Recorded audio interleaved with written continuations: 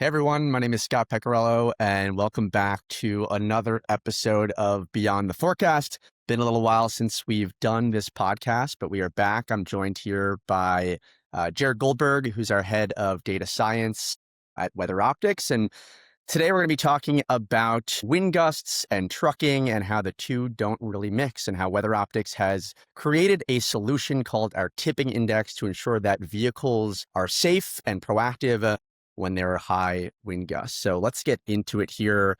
Jared, maybe we could just kick it off talking high level about the tipping index, how it works, and why it was built. And yeah, getting your perspective more on the data science side and the modeling side of the house. Yeah, for sure. So I guess we'll even start with just anecdotally, right? I'm based out here in Colorado, and in the recent months, we've seen some really extreme wind events that happen, sometimes without other precipitation or without other types of hazards. And sometimes they can be really sneaky events, right? It's just high wind gust, high wind speed, but there's maybe less visibility because it's not a clear snowstorm coming through or anything like that.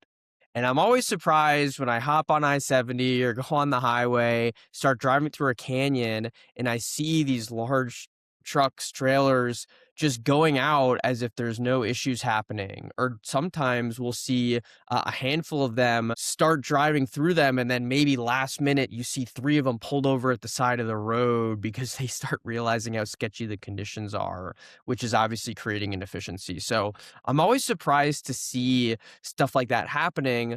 And the solution that we've come up with is just a really easy to use system that specifically alerts for conditions that may cause your truck to tip over. And this involves a whole bunch of physics, a whole bunch of historical trucking incidents on itself. A couple things we really care about are the direction of the wind and also the relative velocity of the wind compared to the direction the truck is facing. So it's not only about, hey, how much are my wind gusts? How much are my sustained wind speeds? We care about a bunch of contextual factors like what's the direction of your highway? What's the weight of your load? What are the dimensions of your truck? Different types of trucks have different susceptibility. Obviously, the weight of the truck is also super important. And so our modeling has looked at historical incidences of potential of ground truth, truck tipping events. We look at the weather data, we look at these contextual factors, and we spit out this really easy to understand 0 to 10 scale of 0 being the winds are below threshold for an event like this to happen, 2s and 3s being, hey, there's a real chance of this happening, but might happen less often than in some other conditions. Once you start getting into those 5, 6, 7s, we're talking, hey, it might make sense to proactively reroute this shipment. And the last piece that I'll say is when I see these trucks pulled over, at that point, it's too late. Or even recently, we've seen cases where the highway was shut down because a truck had tipped over and fallen off the roadway. So at that point, you're incurring losses because of this event.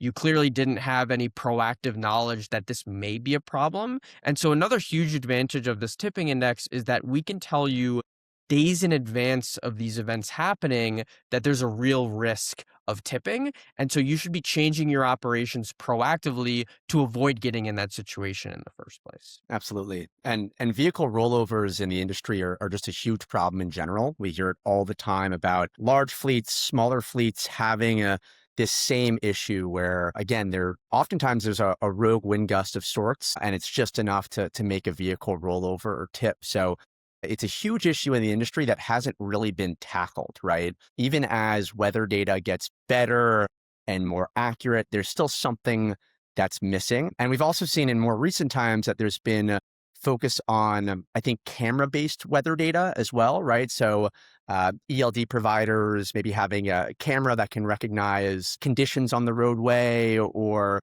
other sensors that can recognize, is it snowing? Is there freezing rain? Are there icy conditions of some sort?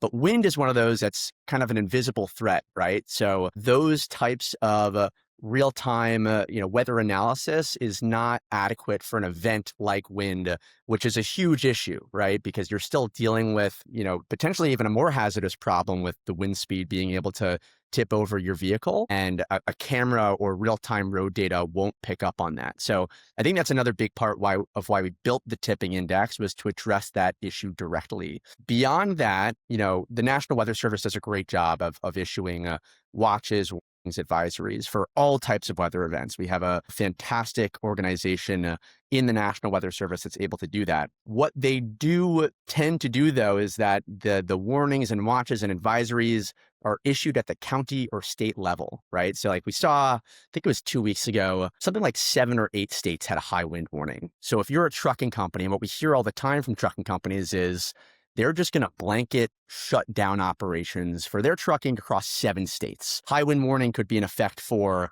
a day and a half, and 7 states are under it. And so the truth is that wind doesn't work in state capacities, right? Wind and weather do not move in the confines of what a state boundary would be. And so in lots of cases, trucks don't need to be shut down for a day and a half during those situations. Or within those kind of warnings and advisories, there's higher and rogue wind gusts that happen that could lead to a higher risk of tipping. And so as drivers are getting alerted, let's say for National Weather Service alerts, they're really not getting a great understanding of when and where the risk is truly happening. So this could lead to like a burnout of alerts, right? We hear all the time that drivers are getting alerted every 30 minutes, high wind warning, high wind warning, high wind warning. And they end up potentially ignoring those warnings because once you drive across 7 states and you have high wind warnings every 30 minutes, it kind of becomes noise. I think what's great about the tipping index, to your point earlier, is that we identify the exact segment of roadway or the exact time and place when tipping is actually an issue or potentially going to happen. And so we reduce the amount of alerts that would come to a driver, and they're very hyper specific to their situation. So less overall alerting, less noise, making sure that we pinpoint exactly where that risk is happening specifically.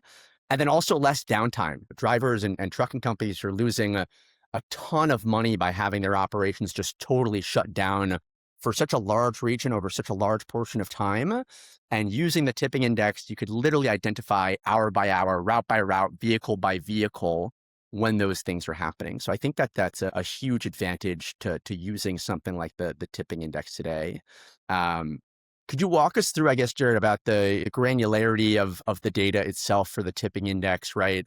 When I talk about literally segment by segment and being able to narrow down where is this happening, when is it happening, how are we able to do that at such a granular level with this particular index using our predictive models? Yeah, I think you make a really good point about efficiency, right? Just to touch on that first, is that these blanket statements about when there's a fine line between adjusting your operations too much, right? Being too conservative about saying, oh, all these 7 states might have wind impact, so I'm just going to stop. Because again, our signals, as we'll touch on in a second, are very hyperlocal and can tell you, well, maybe, this route going in the northern section of these states might be okay, where maybe WeatherOptics is more concerned about the southern route. So, hey, we still think you're a go on these shipments, but maybe just adjust as opposed to just shutting down operations too aggressively. Whereas on the other hand, there's the other side of the coin, which is, well, even a single tipping event could be a massive loss for these individuals. So like making sure that if there is a legitimate hyperlocal threat or a widespread threat, that we're also notifying on that no-go, right? So saying, hey, we definitely actually, sort of separating the signal from the noise. And how we do that, to your second point about the hyperlocality, a lot of it involves knowing exactly either where you are right now and where you're going, or in the future modeling, where exactly you're going to go. So this involves, for the most part, our Right Route product, right? So one thing that we've optimized within Right Route is our ability to very specifically simulate shipments. So when we say, if you tell us, hey, we're going from Chicago to Denver in 3 days, and you might even have a preference for the corridor that you want to take, you can throw in your waypoints in there, and we're basically simulating exactly where you're going to be and when you're going to be it, even including some exogenous shocks, right? So hey, maybe you typically hit some traffic, some non-weather related traffic at the beginning of your route. That's going to tell us, hey, we're going to build that in so that we know when and where you'll be later on in the route. Because as we know, weather is a time and space problem. So maybe that traffic in the beginning of your route caused you to intersect with that windstorm later on, versus if you were to leave at a different time where there's less typical traffic, maybe that windstorm wouldn't have affected that route. So that's one example where when we're modeling in the future, knowing exactly where you're going to be, when you're going to be there, and again, taking those contextual factors. What's the direction of the roadway? What are the characteristics of your truck? And that's going to lead us to that tipping prediction. Now, we also have that ability when the truck is already on the road. So another thing that WeatherOptics does, and one reason why we found ourselves to be pretty useful, specifically within the trucking and transportation space, is the fact that we have connections to a lot of these ELD providers, to a lot of these telematics. So when the truck is actually on the road, when we're in a more real-time context, we also have an understanding of where is that asset now? Where are the potential later on in the current route? Again, modeling where and when you're going to be based on your current position, exactly how you're going to interact with these different factors. So I think those are a couple different ways. And I think even that, can be considered its own contextual sort of data about like, hey, knowing exactly how you're going to be impacted, that is independent of weather. We need to have an idea and predict where and when you're going to be there. And that allows us to give you some of those hyperlocal insights. Yeah, absolutely. And I think the differences are key in terms of like the deliverable end experience of the driver or the fleet, if we go through both scenarios, right? The one scenario is that a driver is just using real time, let's say National Weather Service alerts. Maybe they're getting it through their ELD or through some other system, right? So there's a wind event that's happening and the driver approaches that high wind warning, gets the warning only when they are in that event. And then that high wind warning could stretch for, hundreds of miles across multiple states, right? And they're just getting pinged again and again. It's not really giving them a ton of contextual information on like what the actual risk is. It's forcing unnecessary shutdowns, or it's leading to potential issues where they stop paying attention because there's been so many warnings and then a tipping event happens, right? Compared to, I think, what WeatherOptics has done so well, which is creating a system that involves right route. So we're tracking where that driver is. We know where they're going on their route, and then we're analyzing that route ahead and applying our different predictive impact models to that route.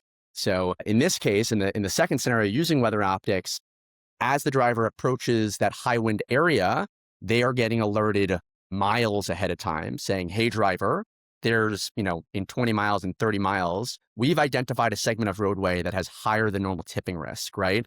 Maybe the driver then wants to pull over beforehand and wait it out. Maybe they want to change their departure time. Maybe there's an alternative route that would improve or avoid that high wind gust risk. So there's a ton that they can do before actually reaching that area because we are providing that proactive hyperlocal look. And then as they go along in real time, they are just getting alerted when our tipping index identifies that there's an issue, right? So as opposed to going through 7 states and hundreds of miles, high wind warning, or being shut down entirely, they are just getting those alerts as they hit areas that are really high risk for them. And as you said earlier, right, it's based off of the direction of the roadway and the way the truck is going, the dimensions and the weight of the vehicle itself, all of these important factors, but then it's being spit out to the driver and the dispatcher and manager as something super simple. High tipping risk, 7 out of 10, right?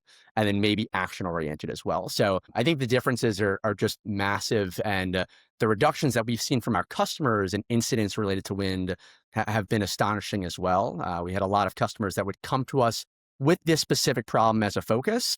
And the tipping index has been really successfully implemented in order to prevent that exactly. So I think from those two sorts of comparisons, there's so many advantages to having something that is tuned to this problem exactly, as opposed to more of like a broad, high level type of alert as well. Yeah, I agree. And I think kind of my last thought is really just the simplicity, right? Like, again, you have the National Weather Service saying a high wind alert. That's a very blanket statement. There's no difference between different geographic areas and what that high wind alert means, where again, it can be very lumpy. There can be high winds in one section and they're being conservative and putting out a really large polygon.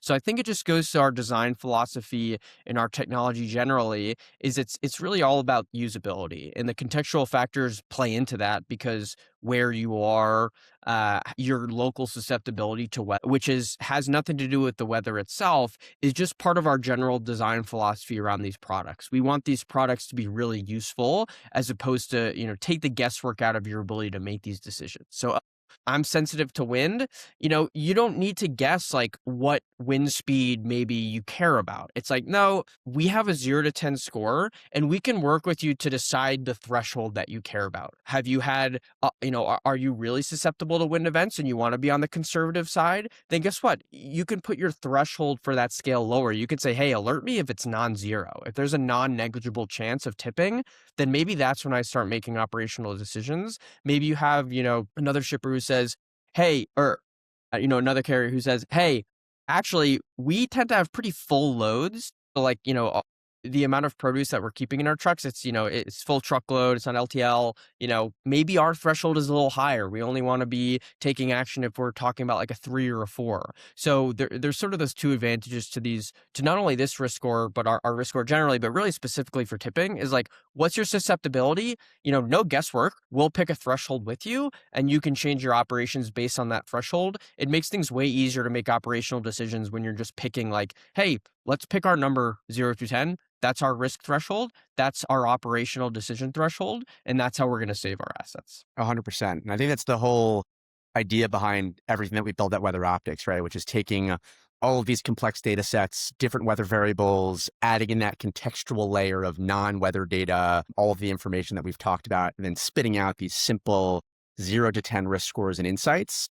And then furthermore, right, the last piece is that end deliverable, which is how are our users or customers then consuming that data and making that super easy? So connecting with all of the ELDs, all of the TMS systems, right? Allowing it so that a driver who's, driving along their route gets a pop-up message on their whatever ELD device that they're using, right? Very simple, very straightforward. Or a back-end dispatcher being able to just look at a dashboard and see that there is a risk that's happening and flagging that and emailing that to them proactively, and then providing a message log to see what alerts have been sent out to what drivers at what times. Having it so that it's as easy as possible for end users, customers who have so much other stuff going on and they don't need to be spending hours becoming a meteorologist. Our solution fits really nicely in just giving them the exact deliverable where they need it, right? Meeting them where they live in a very precise type of manner. Yeah, I agree. I think the last point is just that the solution can be pointed for more of a back office use case or more of a driver specific use case, right? So it's, you want to be making your planning decisions in advance. You can go into our online based platform. You can see those tipping index values. You can be changing your routes as more of that dispatcher use case, that back office, planning use case. And then once the drivers are in action, if we need to pivot, if something new pops up, we can deliver that exception based management and say, okay, we're not going to alert you unless there's actually a problem, right? So do you want the alerts? Do you want the back office use case? Do you have your own software development team who wants to build this into your platform? Great. You can get this data through our API. So we try to be really agnostic about how you ingest it. But I agree to your point. The idea is like, we're trying to automate the meteorologist to the point where we're automating a decision for you as long as we work together to pick those sort of, Absolutely. And giving the end user the tools to then, make those decisions directly, right? Not necessarily auto rerouting or auto shutting down, but giving you all the information you need and kind of a tidbit to then be able to make that final decision. I think that's super important. And keeping everyone on the same page, having the driver, the dispatcher, the executive all seeing the same data in different deliverables, but having it be like a seamless process, right? Which is also something that we hear a lot today where, people are on different pages, different weather apps, and having a single solution that's more of a control tower is super key as well. I believe that covers it for this episode of Beyond the Forecast. Thank you guys for tuning in, and we'll see you next time.